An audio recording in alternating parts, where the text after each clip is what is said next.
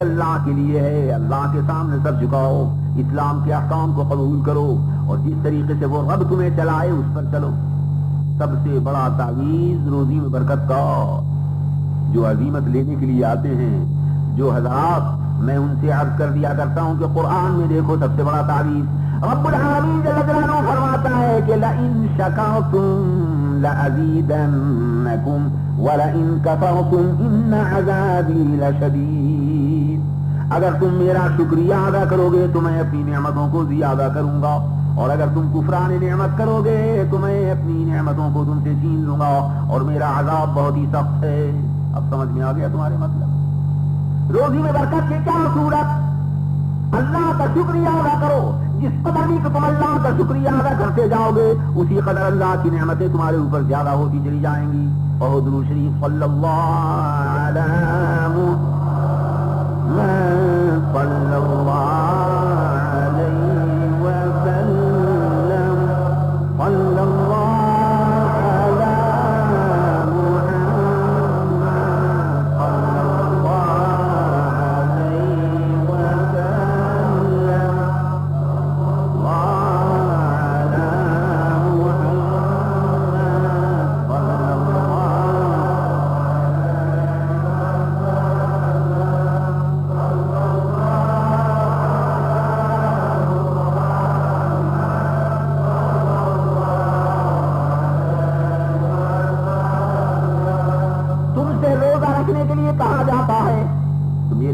صلی اللہ علیہ وسلم کی کیفیت یہ کہ تمہیں اور ہمیں تو حکم دیا جاتا ہے کہ رمضان میں روزے رکھو، اور خود میرے پیارے محبوب کی یہ کیفیت ہے کہ روزے پر روزے رکھتے چلے جا رہے ہیں، افطار ہی نہیں فرماتے۔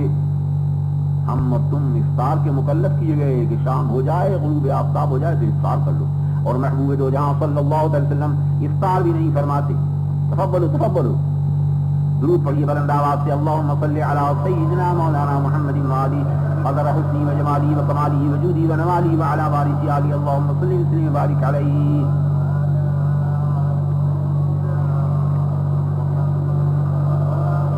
صلی اللہ علی محمد صلی اللہ علیہ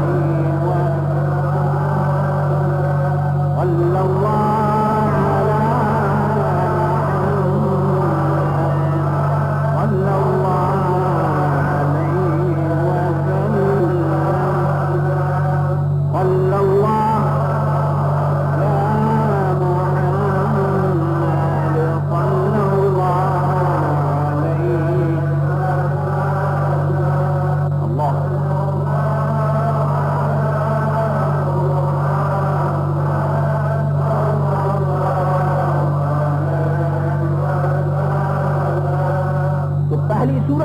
سمجھی۔ تم سے ہم سے یہ کہا جا رہا ہے کہ مال جو اللہ نے دیا ہے اس کی زکات نکالو 40واں حصہ اس سیونگ پر جو تمہارے پاس بچا ہوا روپیہ ہے، بچا ہوا چاندی اور سونا، سال گزرنے پر اس پر زکات نکال دو 40واں حصہ۔ تم سے تو یہ کہا جا رہا ہے، اور خود حضور انور صلی اللہ علیہ وسلم کی کیفیت کیا ہے کہ ایک مرتبہ مال غنیمت میں کچھ مال لایا، سب کو تقسیم کیا، اپنے حصے میں جو آیا وہ بھی گھر میں موجود تھا۔ عشاء کی نماز پڑھانے کے واسطے کھڑے ہوتے ہیں،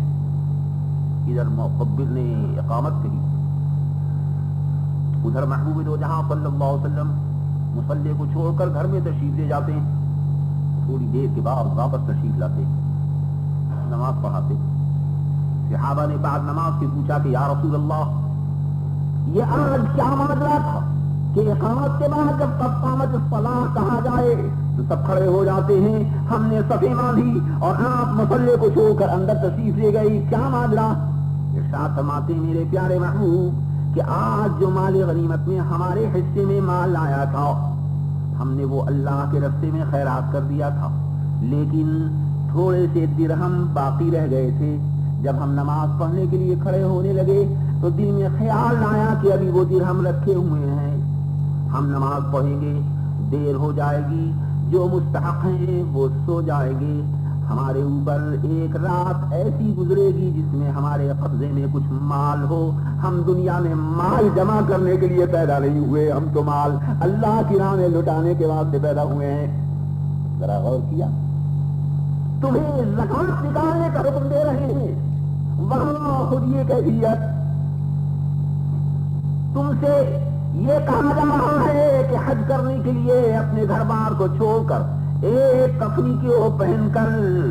اللہ کی بارگاہ میں لبیک کہتے ہوئے کم سے کم ایک بار تو عمر میں حاضر ہو جاؤ، اللہ کی تکلیفوں کو برداشت کرنے کے لیے تیار ہو جاؤ، اللہ کے اس کو محبت کا دعویٰ کیا ہے تو اللہ کے ساتھ کا تمہارے اوپر یہ حق ہے کہ ایک دن تو کم سے کم یہ دکھا دو، مولا کی بارگاہ میں اس نمونے کو پیش کر دو کہ کیسا مال، کیسی دولت، کیسی بیوی، کیسے بچے، کیسے دوست، کیسے احباب، کیسا بے باپ، سب چیزوں کو دھکا بتاؤ۔ یہ سوچو کہ ایک دن مرنا ہے، کفن اس طریقے سے ہوگا، وہی 3 کپڑے کفن کے ہوں گے، وہی 2 چادریں ہیں، ایک سر پر ایک کاندھوں پر ڈال رہا ہوں، ایک سے سطر کو ڈھک رہا ہوں، باقی سب کپڑوں کو چھوڑا، ننگے سر ننگے پیر مولا کی بارگاہ میں لبیک کا نعرہ بلند کرتا ہوا چلا جاؤں، دکھا دوں کہ مولا تیرے لیے میری جان، تیرے لیے میرا موت۔ تم سے یہ کہا جا رہا ہے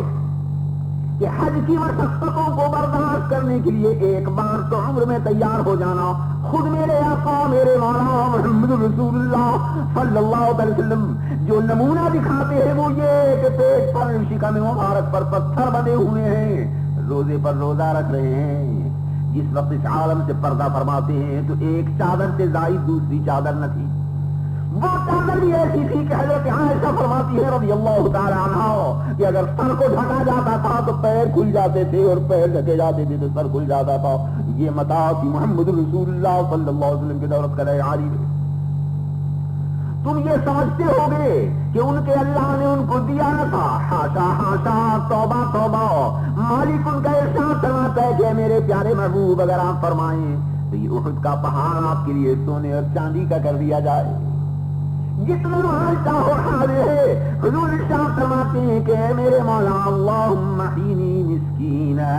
وامتنی مسکینا واحشرنی فی زمرۃ المساکین، یا اللہ مجھے مسکینی کی حالت میں زندہ رکھ، مسکینی کی حالت میں اس دنیا سے اٹھاؤ اور مسکینوں کے ساتھ میرا حشر فرماؤ۔ اس واسطے کہ اگر سرکار مالداروں کی زندگی عیش اور عشرت کے ساتھ گزارتے تو فقیر اور مسکین یوں کہتے کہ آپ کے پاس تو مال تھا، بے فکر تھے، آپ نے خدا کی عبادت کی تو کیا کمال کیا، ہم کو تو محنت کرنی ہے، مزدوری کرنی ہے، ہم کس طرح اللہ کی عبادت کریں۔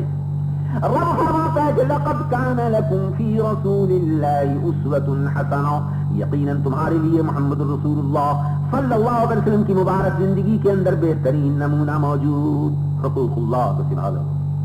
حقوق النفس کے لیے بتایا جا رہا ہے تم کو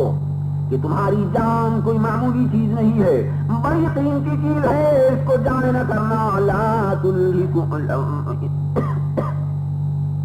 بتایا جا رہا ہے تم کو کہ خبردار خبردار، اپنی جان کو ہلاک نہ کرنا ہو، جان کا ہلاک کرنا ہو، اپنے آپ کو مارنا ہو، خودکشی کرنا ہو۔ وَلَا تُلْقُوا بِأَيْدِيكُمْ إِلَى التَّهْلُكَةِ، قرآن کریم میں فرمایا جاتا کہ اپنی جان کو اپنے ہاتھوں سے ہلاک نہ کرنا ہو۔ آج یورپ کے اندر خودکشی کا رواج، جہاں کسی معاملے کے اندر کوئی چیز ذرا سی ناگوار طبیعت ہو گئی فوراً خودکشی کرنے کے لیے تیار ہو گئے۔ یہ پتہ نہیں ہے کہ اس مرنے کے بعد اور اس خودکشی کے بعد تکلیف کتنی زائد ہوگی اس تکلیف کے مقابلے میں جو دنیا میں ہے۔ رب العالمین فرماتا ہے کہ اپنی جان کی قدر کرو، اس جان کو ہلاک نہ کرنا۔ کلوا واشربوا، کھاؤ بھی پیو بھی، اپنی جان کی سیوا کرو۔ ولا تسرفوا، لیکن اللہ کی مقرر کی ہوئی حد سے آگے نہ بڑھ جاؤ۔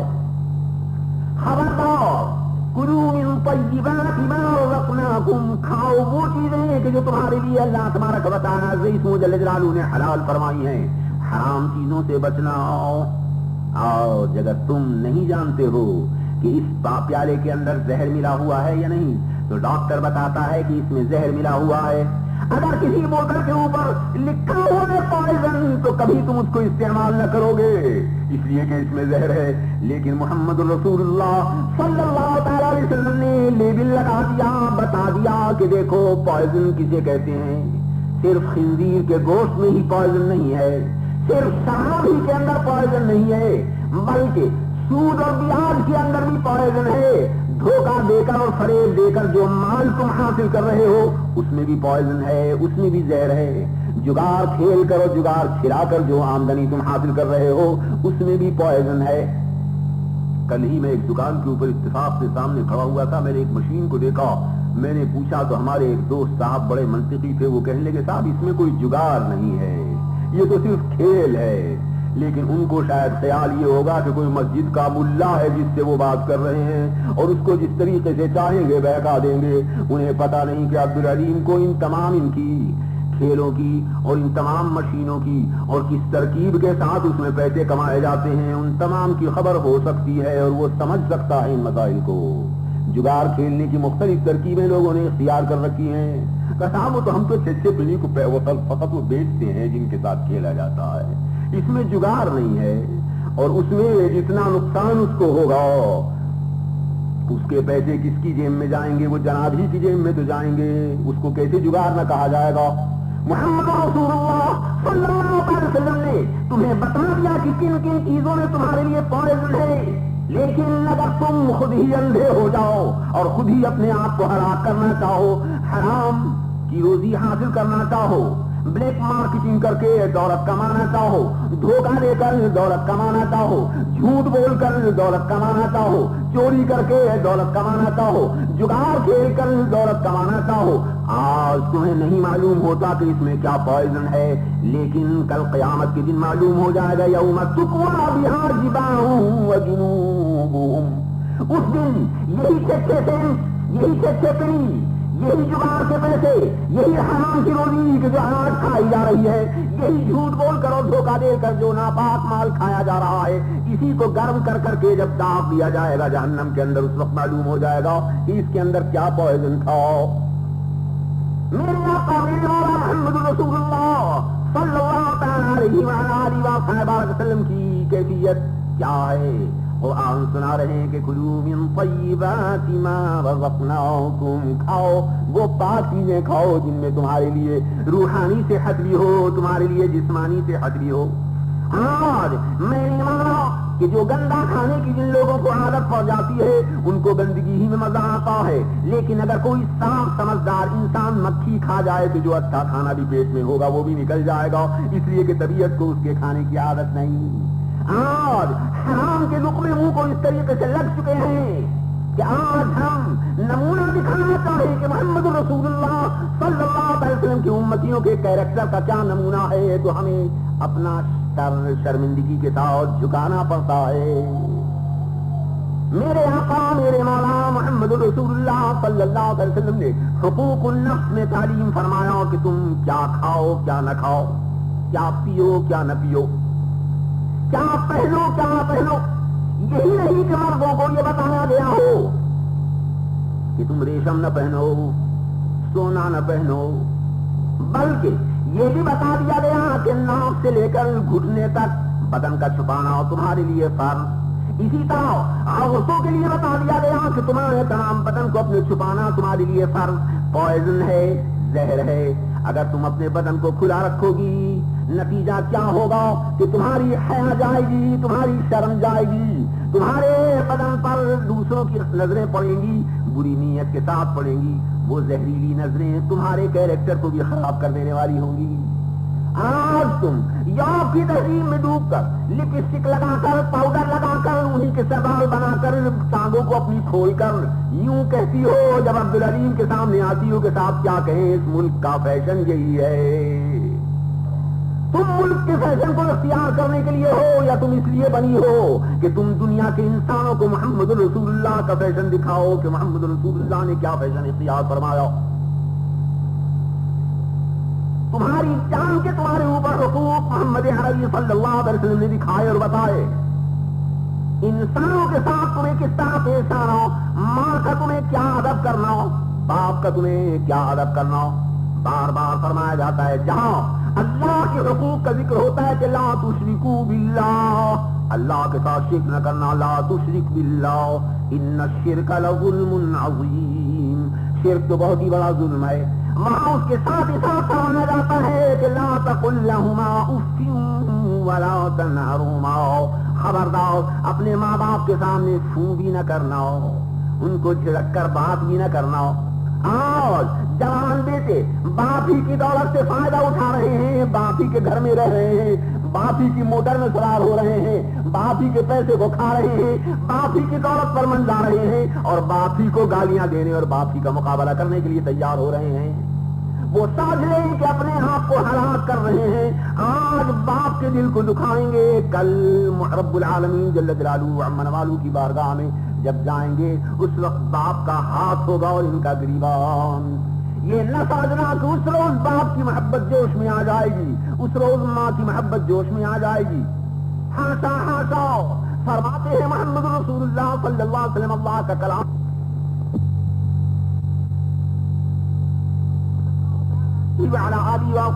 وسلم کا سرکار کی میلاد مبارک کے جلسے کے معنی یہی ہے کہ ہم سیرت محمد رسول اللہ کا نمونہ تمہارے سامنے پیش کریں، جس کو اللہ نے نمونہ بنا کر بھیجا ہے کہ تم اس سانچے میں اپنی زندگی کو ڈالو۔ ایک مرتبہ کا ذکر ہے،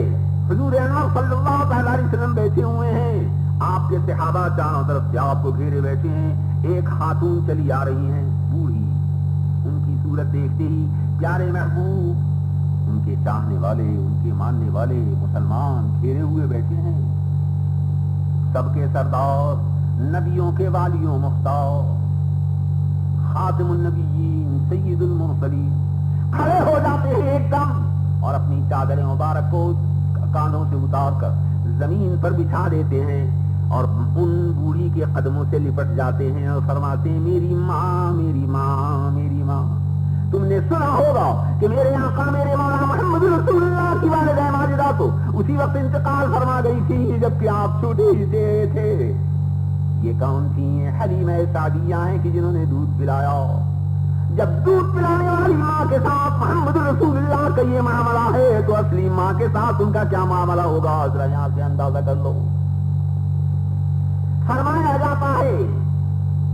انسانوں کے ساتھ حقوق کے حقوق کو جتایا جاتا ہے کہ ہوش میں رہنا، خبردار خبردار،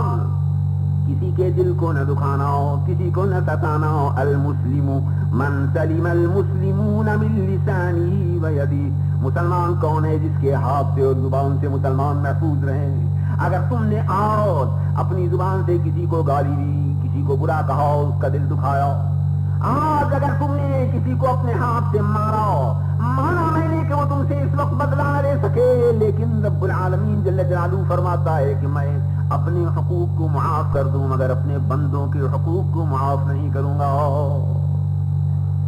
ذرا سوچو، نمونہ دکھاتا ہوں محمد رسول اللہ کا، لوگوں کے دل دکھانے والے، لوگوں کی غیبت کرنے والے، لوگوں کو گالیاں دینے والے، لوگوں کا مال کھانے والے، لوگوں کو تکلیفیں پہنچانے والے، ذرا کان کھول کر سنیں کہ میرے آقا میرے مولا محمد رسول اللہ صلی اللہ علیہ وسلم اس عالم سے پردہ فرما رہے ہیں، اس عالم سے رخصت ہو رہے ہیں۔ عزرائیل علیہ السلام روح کو قبض کرنے کے لیے آنے والے، بخار حضور کو چڑھا ہوا، اور کتنا سخت بخار ہے کہ حضرت ام المؤمنین عائشہ صدیقہ رضی اللہ تعالیٰ عنہا فرماتی ہے کہ حضور کی چادر پر ہاتھ نہیں رکھا جاتا، اتنا تیز بخار، چادر پر ہاتھ نہیں رکھا جا سکتا۔ اس بخار کی حالت میں سید عالم صلی اللہ علیہ وسلم کے صحابہ آپ کو گھیرے ہوئے ہیں، مجمع ہے، سید عالم چہرہ پر سے نقاب اٹھاتے ہیں، اپنے دوستوں اور اپنے صحابہ کو مخاطب فرماتے ہیں کہ اے عزیزو، اب رفیق اعلیٰ سے ملاقات کا وقت قریب آ گیا ہے، اب ہم اللہ کے پاس جانے والے ہیں۔ اگر تم میں سے کسی شخص کا ہمارے ذمے پر کوئی حق ہو تو ہم سے اس کا مطالبہ کر لو اور آج لے لو۔ ہم نہیں چاہتے کہ اللہ کی بارگاہ میں ایسی حالت میں جائیں کہ کسی انسان کا کوئی حق ہمارے اوپر ہو۔ اگر کسی کا مال محمد رسول اللہ کے ذمے ہے تو آج لے لے، کسی کی جان کو ہماری جان سے تکلیف پہنچی ہو تو آج یا بدلہ لے لو یا معاف کر دو۔ صحابہ سنتے ہیں اور عرض کرتے ہیں کہ یا رسول اللہ، ہم آپ کے حقوق کو ادا نہ کر سکے،